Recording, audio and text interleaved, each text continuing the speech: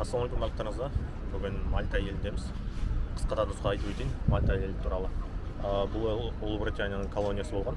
Тәуелсіздігін 1964 жылы алған Ұлыбритания айтады. Соған байланысты бұл елде екі тілді, ағылшын тілі және мальта тілі.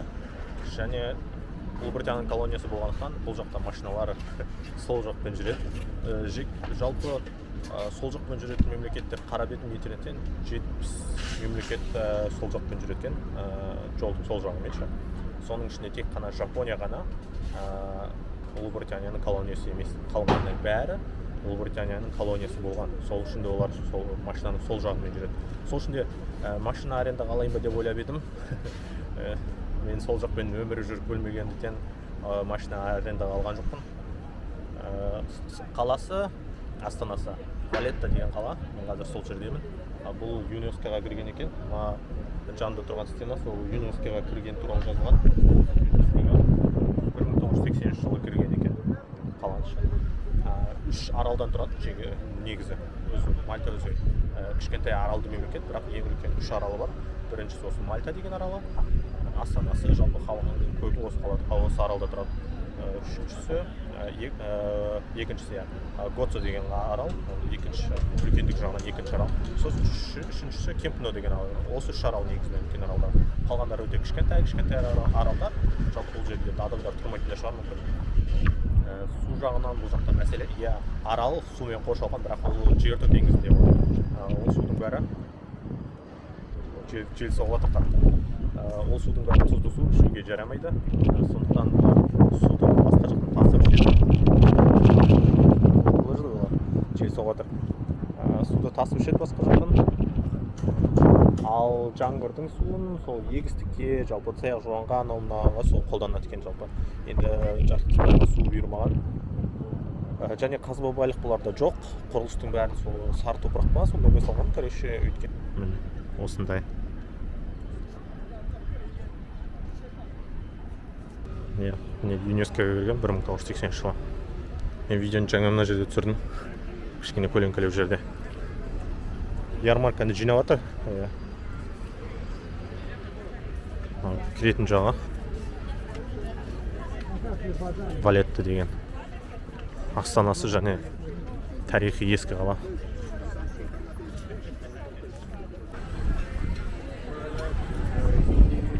Көшеде адам деген толып жатыр ғой.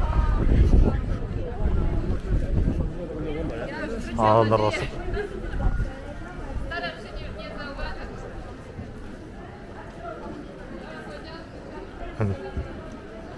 Толып жүр адам. Әдемі көше екен. Суретке түсіп алу керек, қазір бір адамдардан сұрап.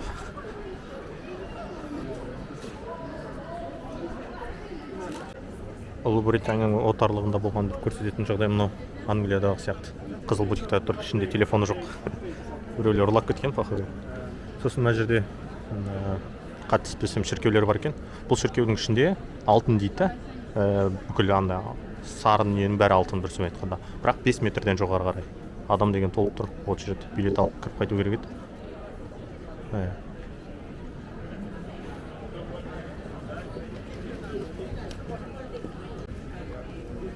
Кіре берісінде күзет кәдімгі тексеріп, жақсылап тұрып, сосын кіргізіп жатыр. Сумканы аштырып.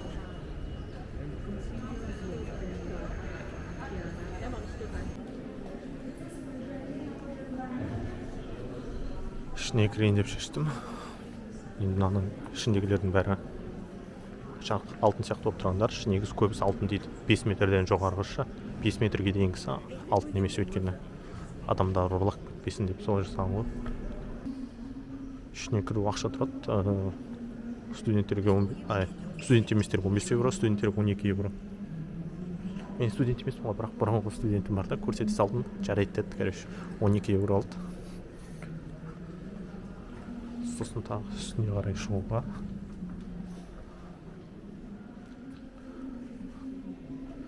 €5 төледім. Бірақ ол үстіне қалай шығатынын таппай жатырмын. Жақсы жасаған екен.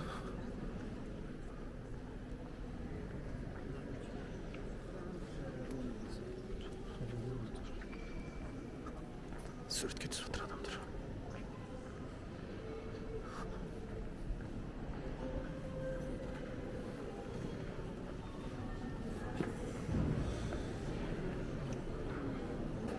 Енді сол алтын көру үшін келдім ол жақта. Шын алтын ба, жоғалта салған ба, бірақ интернеттен оқыған бойынша иә алтын деп сөйтті.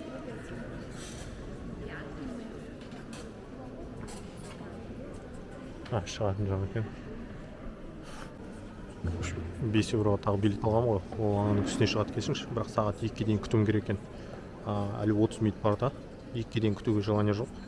Сол ақшамды қайтарып алайын деп бара жатырмын. Ана жерде қыздардан сұрасам, жұмыс жасайды.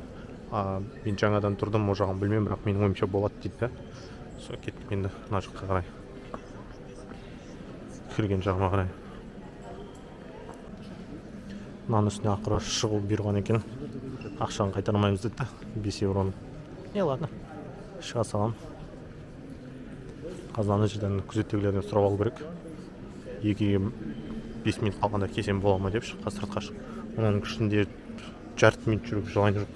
Кіргенім мүмкін қалдым. Енді әдемі, бірақ 15 евро, мен 12 евро төледім ғой, бірақ 15 евро үшін білмеймін, что-то не стоит сияқты жазып кетесіздер ғой. Мен бұларды алдайын ба дедім, бұлар мен алдады ғой. 12 евроға ночнее кіріп қалдым, 5 евроға шығатын қарай алдым ғой. Бірақ 2-ге дейін күтуім керек екенсін, сонымен 17 евро болды. Шығатын жағы, хоть что-то. Короче, сағат 2-де келсең болды, түсіне қарай шығарамыз деді ғой. А то шықсам ақшам күйіп кете ма деген сияқты ой болып еді. Енді өздеріңіз көргендей жұмысшылар да, индустар болып, бұл жақта индустрия енді көп. Индустар басқандай нелегалдар, жалпы Африка мен Еуропаның ортасында орналасқандықтан бұл Мальта елі, жалпы бұл жерде иммигранттар өте көп. Сондықтан бұл жақта жұмыс несі де арзан, күшті ше. Еуропаның басқа елдермен салыстырғанда.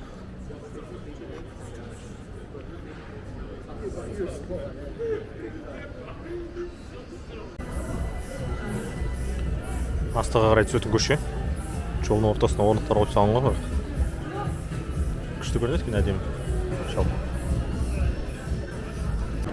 Валеттадағы супермаркетке кіріп шығайын. Енді бұл жерде бәрі қымбатты енді. Жайса су алу үшін кірем ғой примерно. Кіретін жағы екен. Шығатын жағаны жоқта.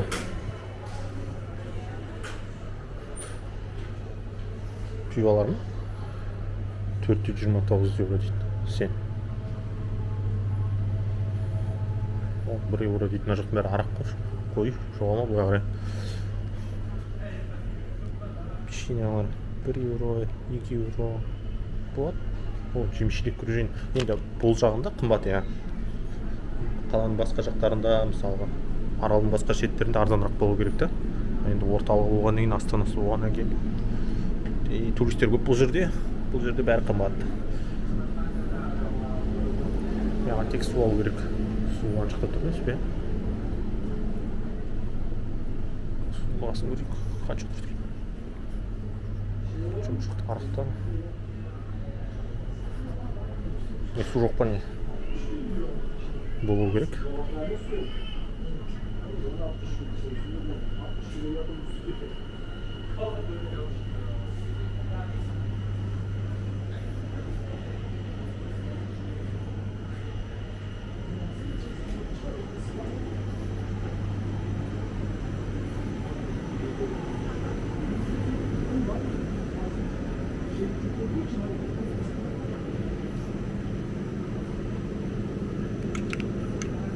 Қосатын нелер ма? Қарабұрыш деген сияқты бәлері. 3 евро, 8 евро, үйдеген қымбат. Немене қоспа? 8 евро тұрады. Кетчуп-метчуптарды қара жүрейік. 5 евро, 4 евро. Қой. Судың бағасын ойлаудың өзі қиын болып тұрған сияқты ғой. 5 евро десе қазір алмайын, басқа жақтан барып алып.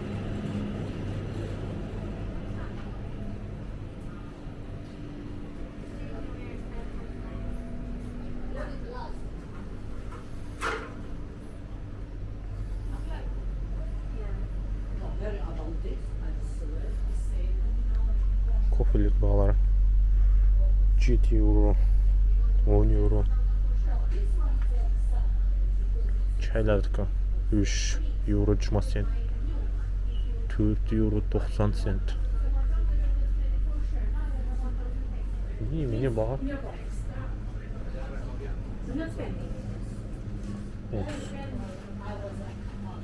0,5 kola 2 euro тұрады екен. Ну, 1 euro 55 cent.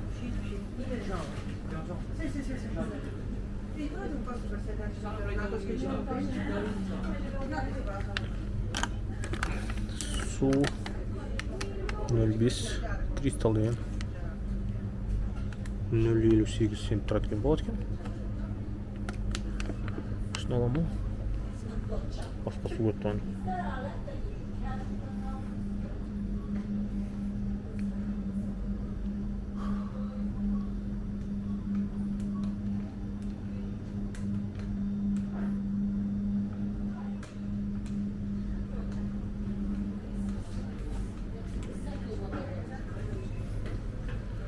Шоколадты 3,75 дейді.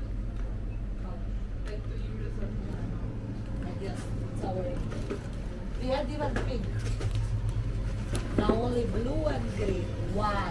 What if I don't like it? Мына кетіп бара жатқан кісілер орыстар екен, енді орысша сөйлеп жатыр да. Енді ұлты қандай екенін білмеймін, бірақ орысша сөйлеп жатыр. И сол айтады да, торговый домның туалетіне кірген ғой, айтады. Туалеті дейді, андай уровені, сапасы, типа тазалық жағынан дейді да. Индияның туалеттерімен бірдей деп сөйтіп жалбырсып кетіп бара жатыр. Енді кішкене бар енді ол жағы, шынын айту керек. Өйткені бұл жақта сол индиялықта, сондай Африкадан келген адамдар көп болғаннан кейін, кішкене көшелері, жалпы қаланың шеттеріндегі жерлері таза емес та, қоқыс шашылып жатыр, бір сөзбен айтқанда, байқалады. Сосын бұл ел балкондармен танымал, осындай ағаш балкондармен. Бір сөзбен айтқанда барлық үйде балкон бар ғой. Ағаш. Біреусі ескі, біреусі жаңа. Шашылып жатыр, мына жапырақтар ғой деймін, иә. Но все равно жапырақтан шашылып жатқан бір түрлі көрінеді екен. Мына ағаш балкон.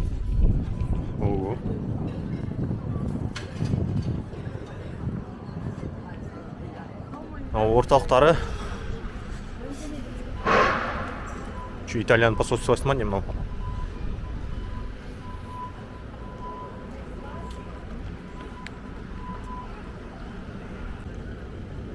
Жаңа интернеттен қарадым, посольство емес екен, культурный центрлары. Италия өзіне реклама жасайды десең, бір сөз айтқанда. Жап-жақын Италия мына жерден.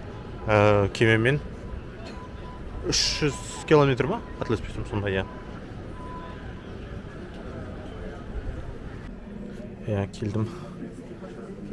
Кейбіреулер мен сияқты байқау ұсталып қойғандар, немесе арнайы алғандар. Мен өзім байқау ұсталып қойғам. Алғаннан кейін енді шығу керек.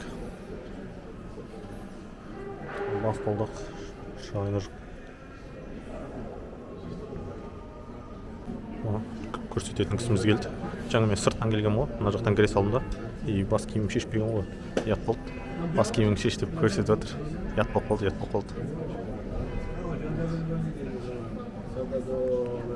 Қазір үстіне қарай бастауымыз керек.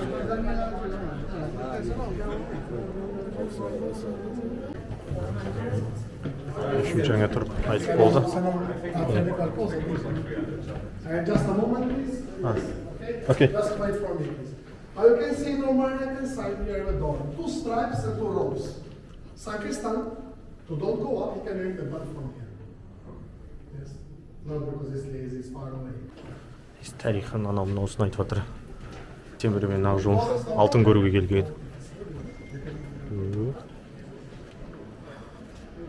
Осы үшін 5 еуро төледім.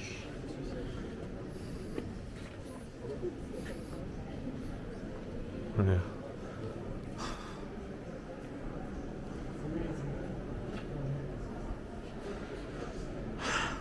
Вот. Алтындар әлі екен. Точно алтын ба? Ходу алтын сияқты.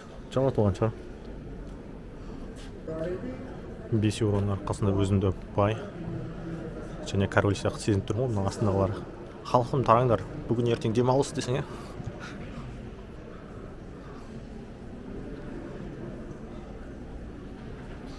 тағы үстіне шығып бара жатырмыз. Қай жаққа шығып бара жатқанын білмеймін что-то. Тары жер. Баспалдақта жүр.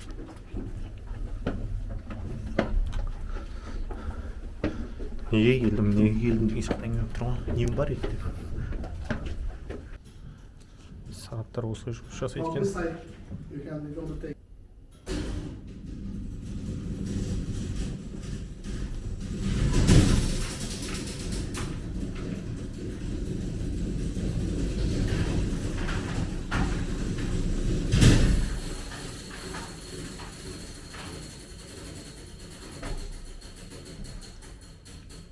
Giacinto Clerici invented, designed the clock 1854. Still working perfect, guys. 107. Мынау 8 тонна дейді. Қазір жоқ, 8 тонна. Мына ұстап тұрғанның бәрі ағаш. 2 times here and 2 times here. Different tone. Бұрын қазір бәрі автомат дейді да.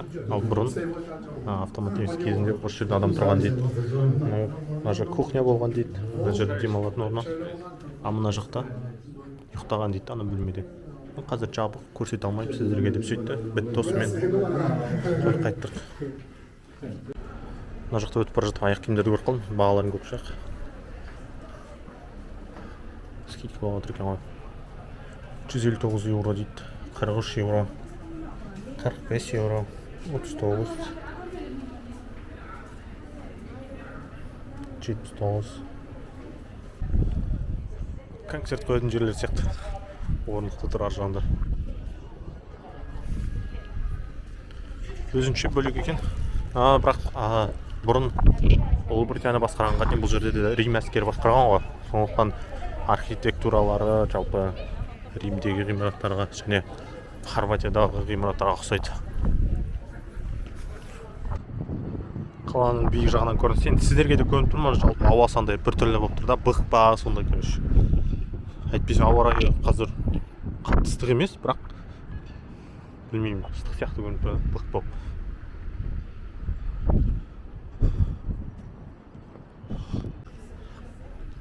Мына баспалдақтар дейді да, типа биік емес та.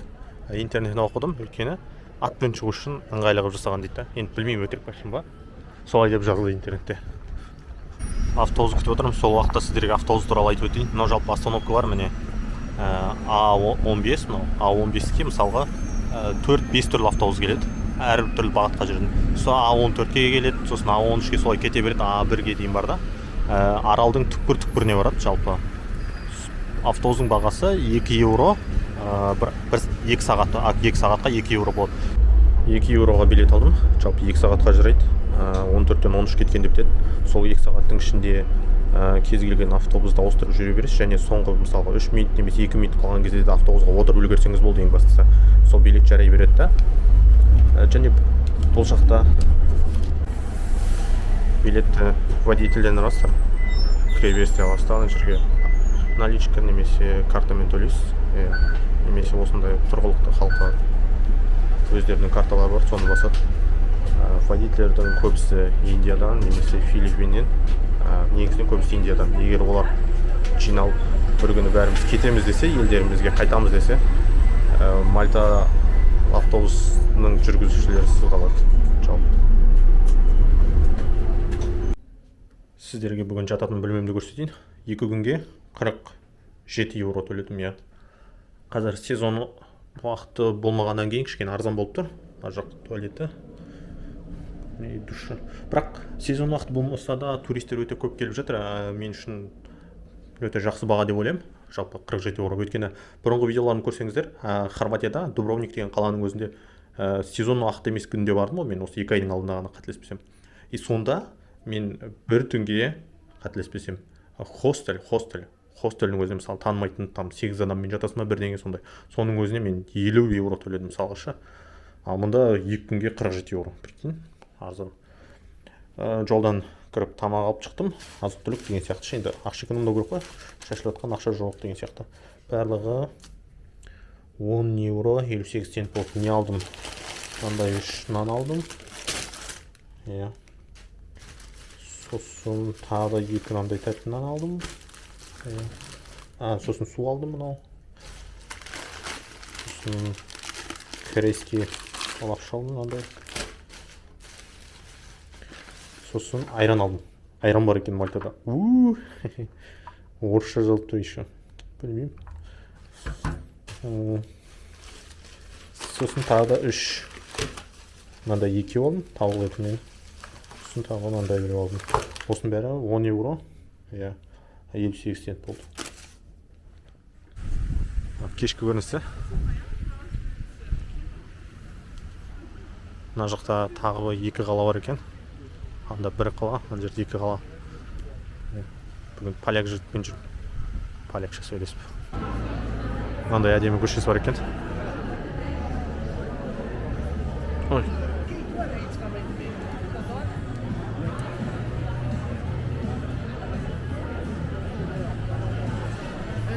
Столдардың аяқтарын тіреп қойғанға. Баш.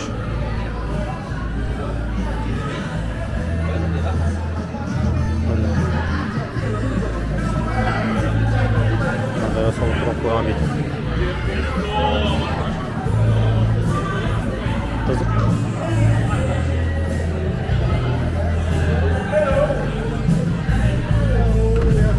Мынау санки тамақ тұрғаға жетіп жатыр.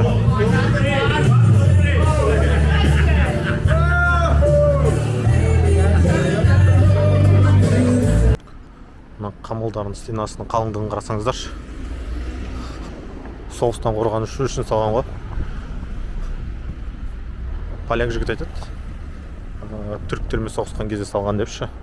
Қамылдарды шы. Тұтам. Далей жеме. Бағана күндіз келген күшім. Түнде осындай болып көрінеді екен. Поляк жігіт айтады. Маған көшін көрсетіп жүргенші. Қазір адам аз дейді. Сенбі күндері, одан кейін мереке күндері тіпті көп болады дейді. Starbucks. Киімдер 6 евро дейді, 7 евро. Аяқ киім 3 евро.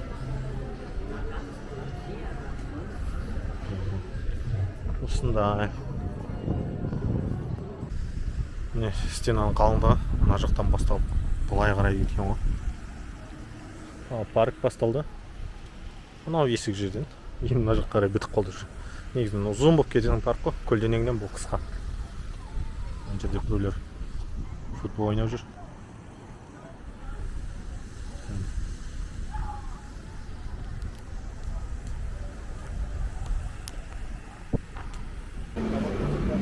Слема деген қаланың судың жағасы. Валеттадан автобуспен 15 па, 20 минут. Бірақ бұл жақта бәрі бір-біріне қосылғанша бөліп қала жасап қойған ғой өздерінше. Бір-біріне жақын 4-5 қала бар. Осындай кешкі көрініс. Пекне, так? Сколько? Файне.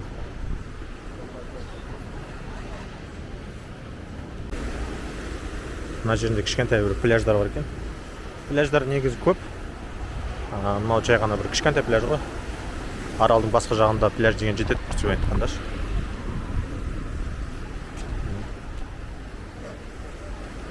Тым кішкентай пляж екен.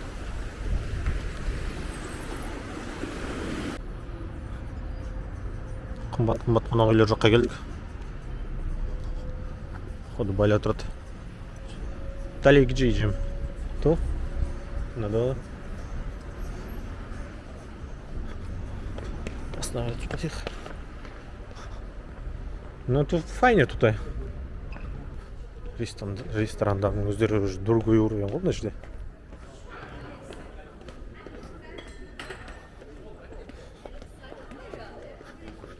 Тамаша, мына адамдарды бай көрінеді ғой.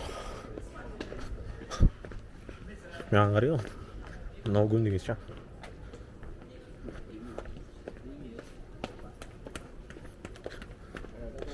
Что за кедейлер кіріп кетті деп бізге қараған шығар. Шығарындар мыналарды деп.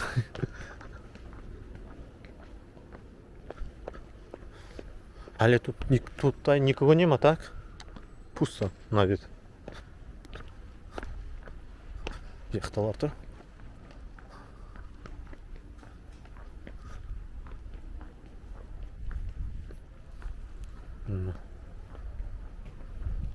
Қонақ үйлер, апартаменттер сондай екен. Ол мына яхталарды айтсашы. Асыр.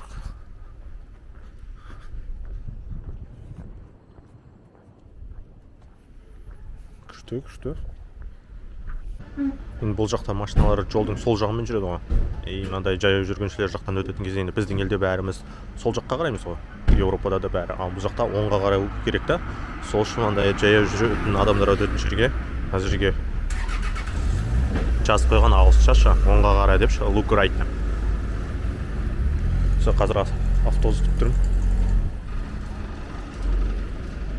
Остановкалары жалпы 120 автобус. Ипподром болу керек. Жылқыларын көріп қайтайын. Аралда қандай жылқылар бар екен. Мына жақ Мальта мемлекетінің ипподромы. Білмеймін, шашылып жатыр, короче. Қоқсық мұсықта кіріп көру керек.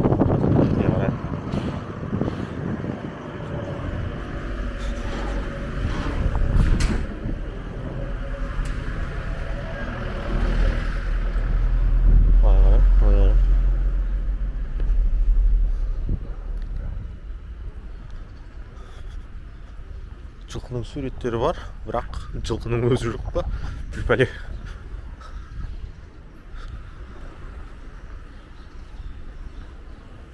Жылқыға арналған дәрілер. Өткен мына жерде. О. Шөгендер. Hello. Can you just look in? Yes, thank you.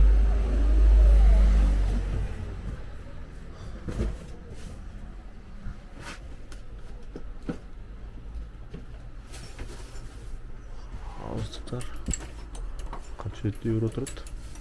29 евро тұрады екен. Бұлар 62 евро. 26 евро, 42 евро. Жүгендер 90 евро тұрады екен. Қымбат екен. Thank you. Goodbye. Рахмет. Баға екен, жақсы екен. Әдемі жасап қойған. Енді бірақ бағалар қымбат. Ақшасы көп туристер алады да.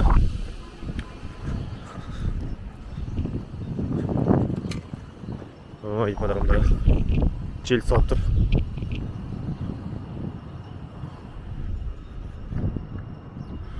Жылқылар жоқ па не? Не үшін келдім мұнда? Ипподром көру үшін келдім, получается.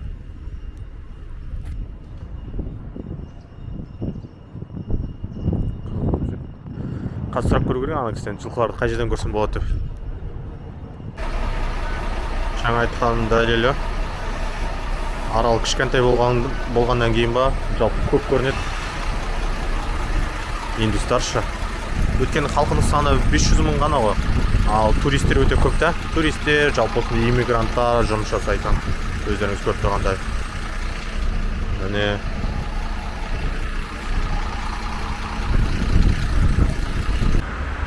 Мальта мемлекетіндегі мешіт.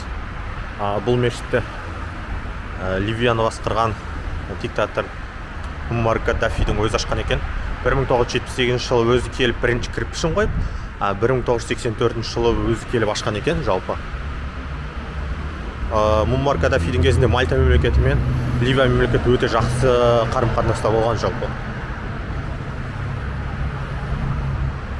Аралап көріп жүрейік, сырт жағын. Қазір ішіне кіріп көреміз. Ана жақ әйелдердің не жағы екен. Армай ақ қойын.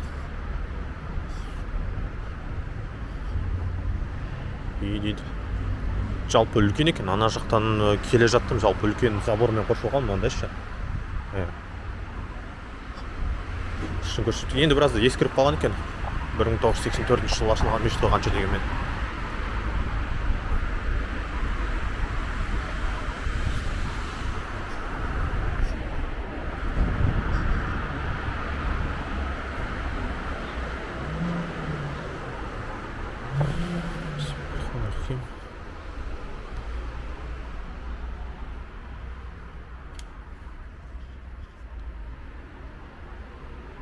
кішкене мешіт сияқты.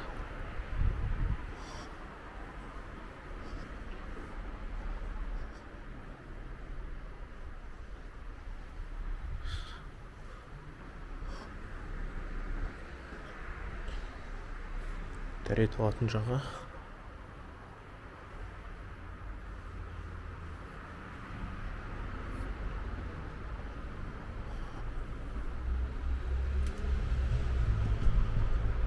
Жабық.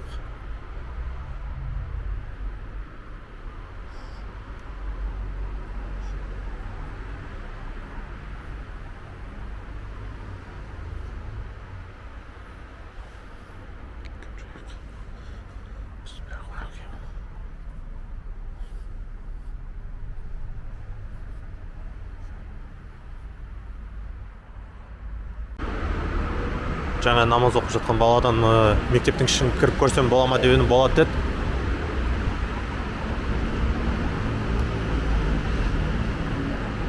Дұрысымен айтқанда медресе ғой.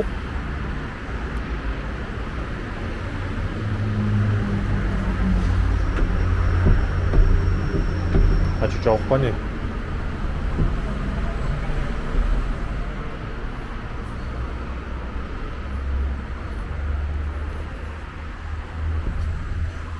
Жабық сияқты ғой.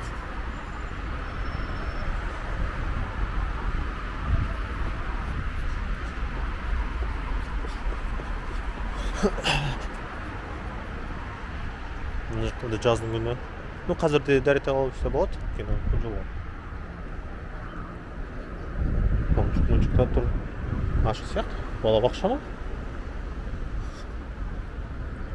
Асты балабақша сияқты. Арабша үйретеді деп оқыдым интернеттен жағы тағы да. Мына жақ.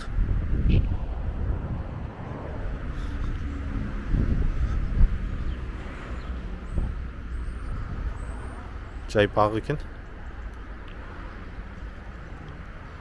Алмалар өсіп тұр. Алма ма? Апельсин ба?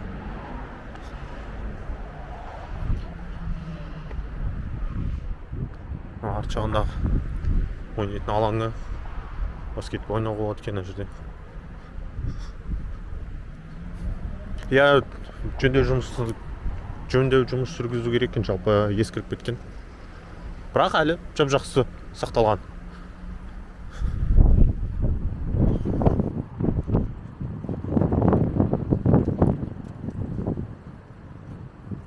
Мектептің ішін көре алмадым, жалпы. Медресенің бір айтқанда жабық. Ана баладан сұрағанда, иә болады, кіріп көре беріңіз деп, ол бала өзі жөнімен кетіп қалды да. Өз жұмыстарымен. Мен мұнда қалдым. Ол баладан да сұрадым. Марка Дафи ашып бетін деп едім. Иә деді. Арт жағына бір есік бар екен. Негізі рұқсатсыз кіруге болмайды. Қой енді, бірақ сұрайтын да адам жоқ та. Ешкім көріп тұрған жоқпын.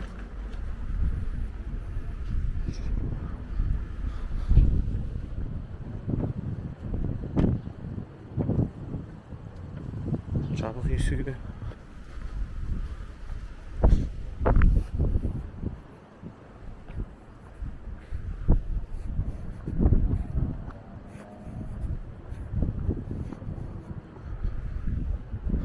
Елдер жағы.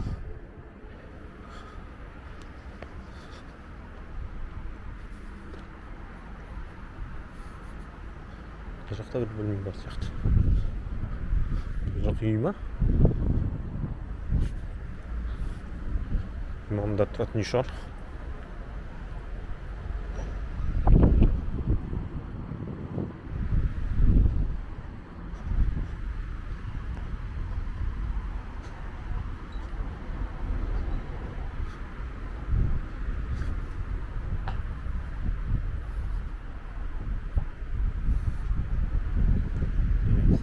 Үй екен. Бұлттар тұр. Мына жердің парковка екен.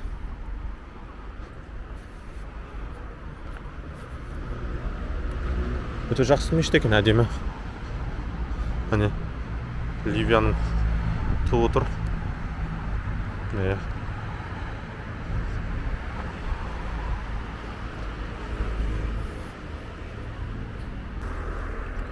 Бормула деген қалаға келдім.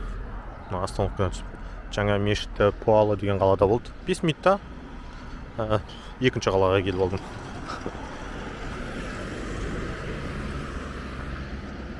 Саны көп, сапасы жоқ деген сияқты саны бар қалалар көп, бірақ олардың бәрін қосып бір қала жасай салса жалпы ыңғайлы еді да. Өйткені бір-біріне қосылып жатыр да.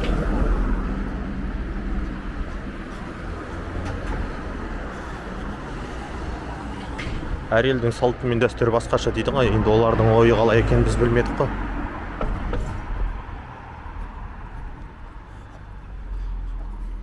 Соқ қандай жиналатын жерлер ме? Мә, қалай өтем ары қарай? Қалай өтсем, өтсем.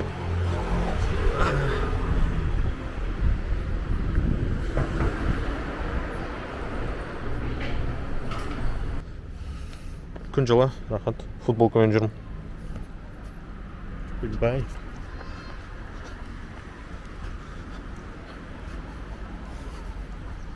Канализацияның ешік бітті ма жақтан?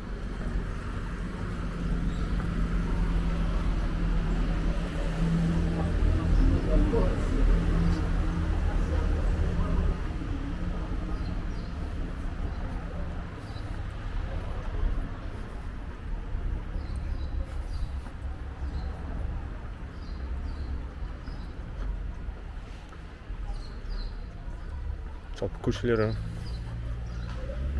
қызық салынған. Енді мына өздеріңіз көргендей Мальтада бұрынғы салынған ғимараттардың бәрі осындай сары түсті де. Өйткені басқа материал болмаған ғой бұларда. Енді қазір заманауи салып жатқан ғимараттар, олар енді бетоннан, сондай кірпіштен деген сияқты әртүрлі дүние заттардан сатып жатыр. Өйткені заман дамып кеткен ғой, ақшаң болса кез келген жерден бәрін әкелесің, сала бересің. Ал енді бұрында оларда келу үшін көп ақша кеткен. Оны көп адам жағдайы жасай алмаған жалпы. Ал қазір гостиница, қонақ үй дегендер өте көп, өйткені туризм дамып жатыр, казино, олардың бәрі сол жаңа материалдармен әдемі болып салынып жатыр екен.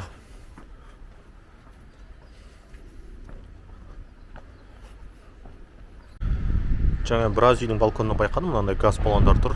Соған қарағанда мына үйлердің бәрінде газ жоқ. Өйткені ескі үйлер ма. Газ осындай баллондармен қолданатын сияқты. Білмеймін, қай көшеде жүргенім, бірақ бір біледім, сол Мальтаның бір көшесінде жүрмін. Мынандай. Болады, әдемі, бірақ мына заборлар тым биік екен да. Ар жағы негізі су ғой. Суды көрейін десең, бір әдемі көріністің забор жауып тұр да бәрінше. Енді бұрын салынған дүниелер ғой, соғыстан қорғану үшін ше. Ал қазір бұл туристерге кедергі жасап тұр ғой, біріншіден айтқанда ше. Міне мына жақ Бормула деген қала, иә. А мына жерден ары қарай міне Сенгле деген қала басталады. Светофордың өтіп ары қарай кеткенде. Жалпы бәрі қосылып жатыр да бір-біріне. Жоқ, оны алғанда енді қайта-қайта айта берсең, енді айта беретін дүние бұл ше. Болмайтын дүние негізі ше. Алғанда мына жақтан тағы бір қала жасап қойған.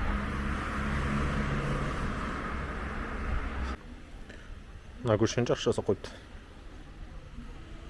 Гүлдерді көп егіп ше. Жалпы әдемі көрінді, сәнін кіргізіп тұр. Міне, жаңбырдың суларын жинайтын жер.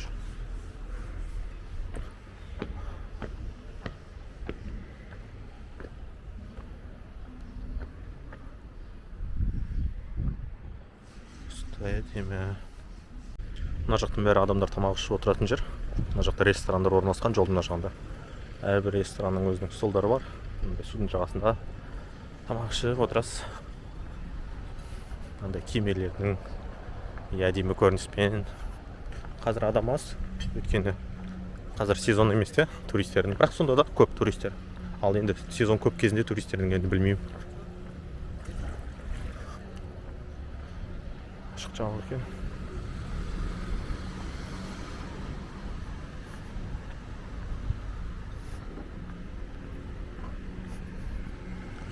О, мына көріністі айтсаңыз.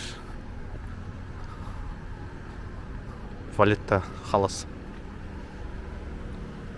Астанасы. Жақындатып көрсетейін сіздерге. Мынау тағы екінші қаласы, басқа қаласы.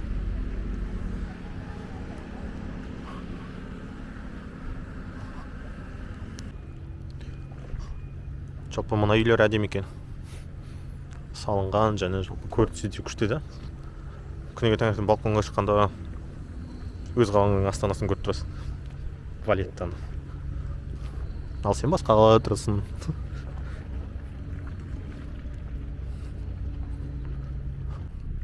Мына үйлердің асты кәдімгі қорқынышты екен.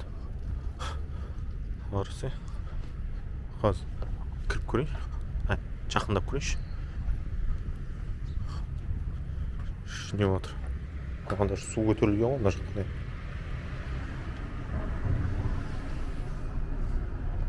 Шандай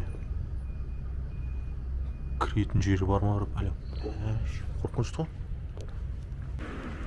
Мына жақта футбол ойнайтын жері бар сияқты. Көріп жүрейік. Иә. Күшті. Мына жерде бір ата балық аулап тұр. Балық түсі ма? Жоқ. Қойып отыр екен.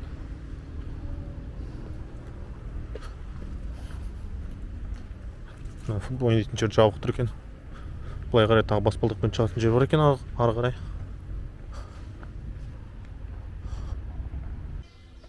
Сіздерге айттым ғой, бұлар жаңбырдың суын жинайды депші.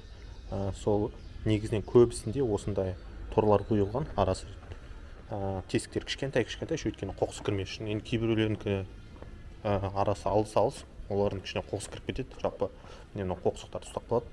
Соны жаңбырдың суы жиналады ішіне. Мынау үлкен екен, көрдіңіз бе? Несі түсіп кеткен екен де андай торы. Қоқсықтар жиналып ары қарай түсіп жатыр жалпы. Әрбір үйдің есік алдында осындай бар. Өйткені жаңбырдың суын жинай береді, соны кейін қолданады да. Автобуспен 5 минут жүрдім. Бригу деген қаласына келіп алдым. Күн кішкене салқындады. Футбол күн сыртынан кішкене қалыңырақ дүние киіп алдым. Жел де қатты соғып тұр, кепке киіп алдым. Шашты арыда беріде ұшырады.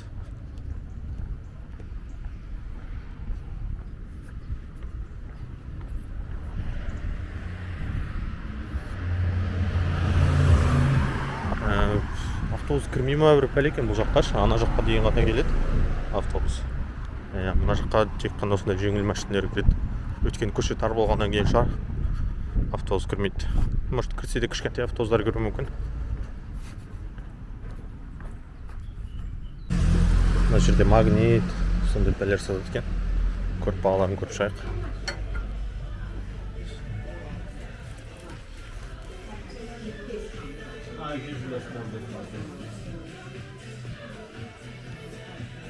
€125.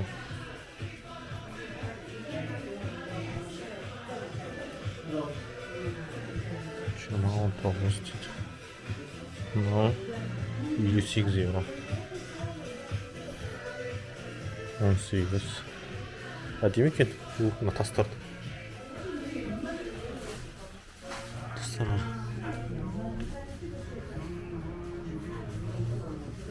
Орғы кәдімгідей. Бағасы қанша екен? Сындырып алып жүрмей. Былай ауырмай. Қанша? €365 ма? Қой, рахмет.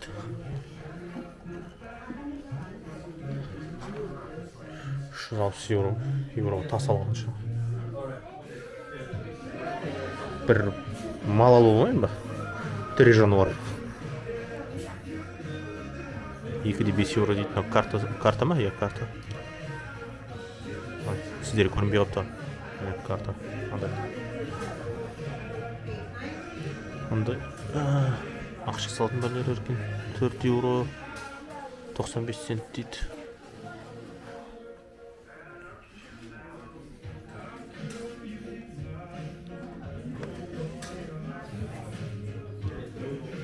Вот әдемі екен. Мындай жүзіктер бар.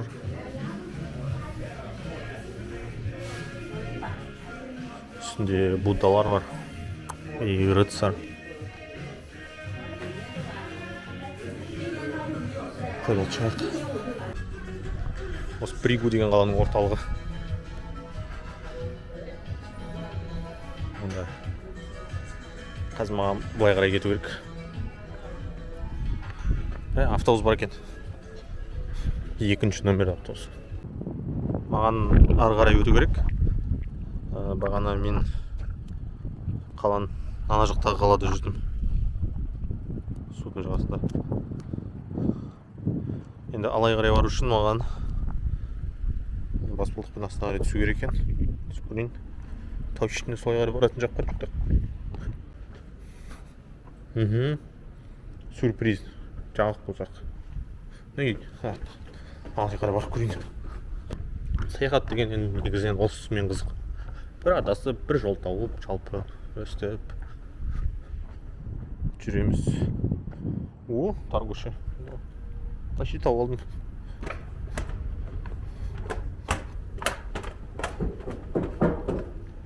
Ойбай, шыны шайқалып отыр ғой кәдімгідей. Қорқынышты. Құлап кетіп үйге қайта алмай қалып жүрмейін. Ақырын жүрейін. Бісміллә.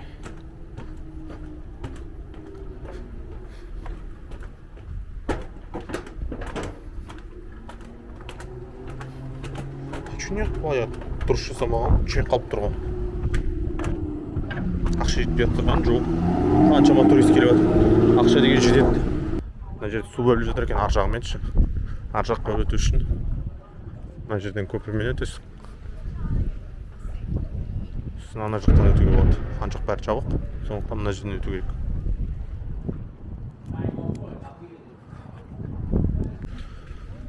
Көпірден жаяу адам өтетін жерін жақсы жасап қойды. Андай кең жалпы. Мына жерден ақшаны аямапты. Мына жерде мықты-мықты байлардың яхталары тұр.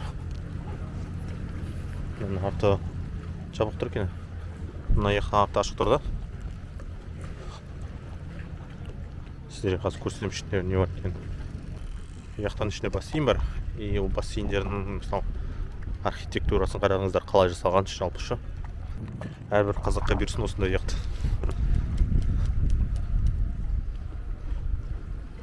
Шын көрінеді ма? Ақша бар болса жасайсың ғой бір сөм айтқанда. Тулары мынандай. Қай елдің туы екенін білмедім. Маған ар жаққа бару керек. Сол үшін мына жермен шығам. Стенаның астындағы баспалдақтармен.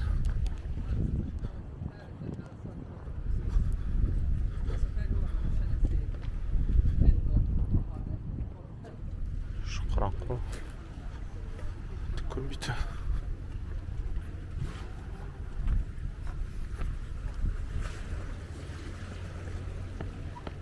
Баспалдақтары ескі құлап қой жүрмейді.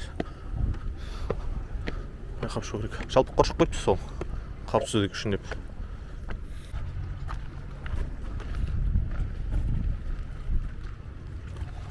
Мына жақ ыстық болып тұр. Шешем ау деп ыстықтап кеттім.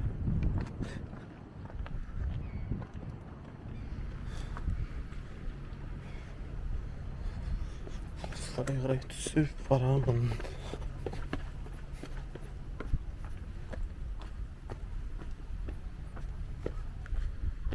Мына жерге көп адам келген енді болады әдемі, бірақ күшті қылып жасап қоюға болатын еді мына жерде ше. Көк алған қалсын, бірақ мынандай қоқсыз емес. Газондап, әдемілеп.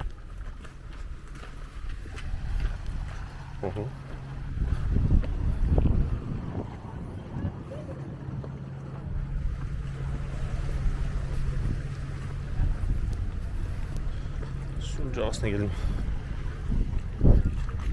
Адамдар сурет кесіп жатыр. Маған да сурет кесіп алу керек. Мына жақпен күнде келмеймін ғой.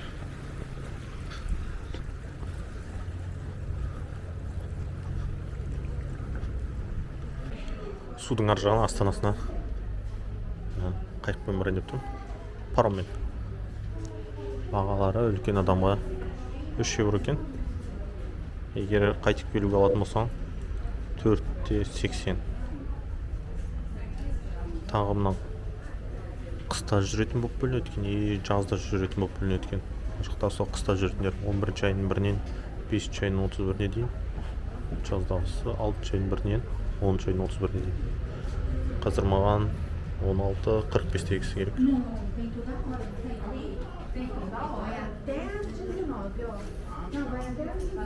5 минуттан кейін келеді.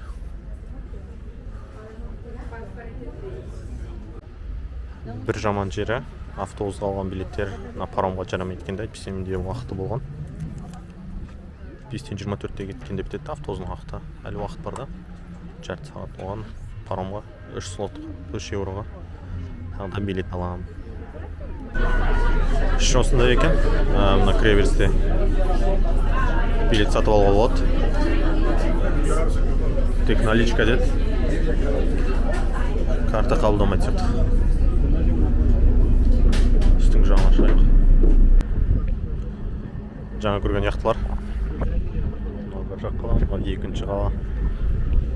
Ананың ортасында үшінші қала. Қазір астанасына қарай бара жатырмыз, Валеттаға. Кішкене жел соғып тұр, суық болып. Валеттадан ана үш қалаға бару үшін паромға отыратын жер. Ана жақтан шығасыз, былай қарай өтем десеңіз, егер ана жақтан айналып келесіз, ана жақтан өте алмайсыз. Қоршау тұрады. Ана жағы аласа да жерден ше.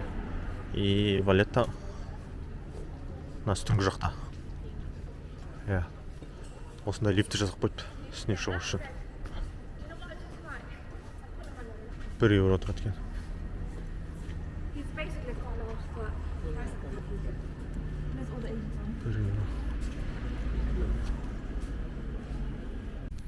Ана жерде кісі ақша алып екен, билет береді, сосын ана кішкентай. Қазір көрсетемін. Мынандай 1 евро деп тұр. Мына жақта лифтіге отырасыз.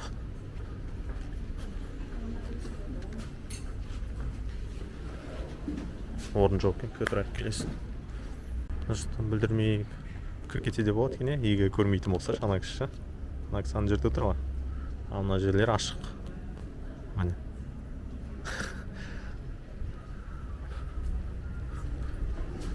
Лифті келді. Тұрайық лифті. Тез-тез шығып кетейік, адамдар келмей тұрған кезде.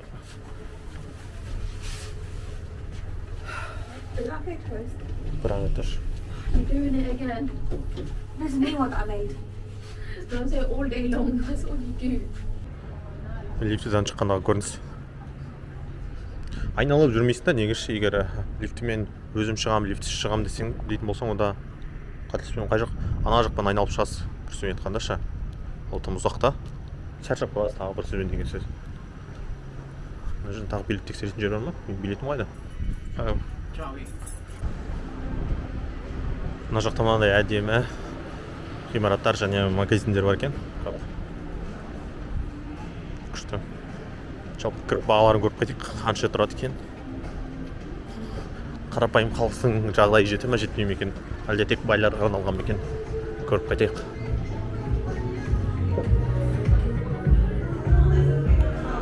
Сағаттар 350 евро дейді. 80. Браслет 305. 395.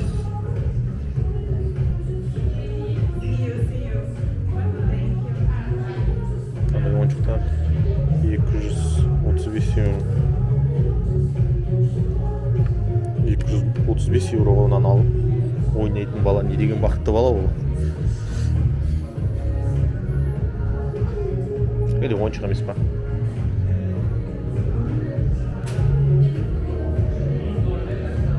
Тасты да сата ма сатпаймын? Тас әдемілігі үшін тұрған екен.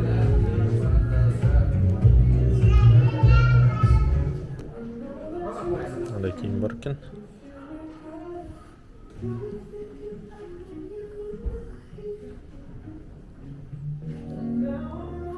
Бағалары қанша?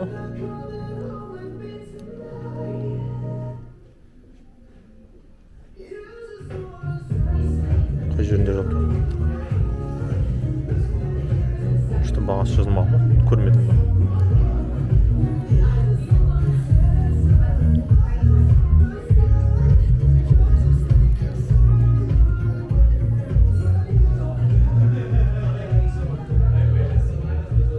Алар 195 euro екен. Болады жалпы. Алғаш. Шқа елдерді көкітті ма? Иә.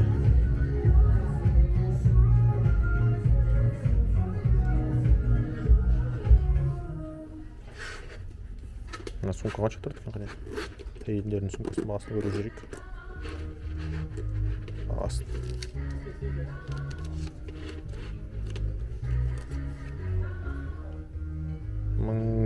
€1715 қой. Рахмет. Алмай қоямын. Сұмдық. Сумка қымбат екен.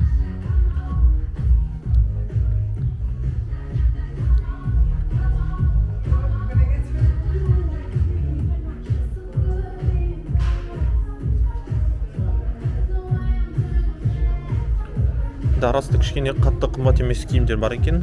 Иә. Енді қатты қымбат киімдер де бар екен.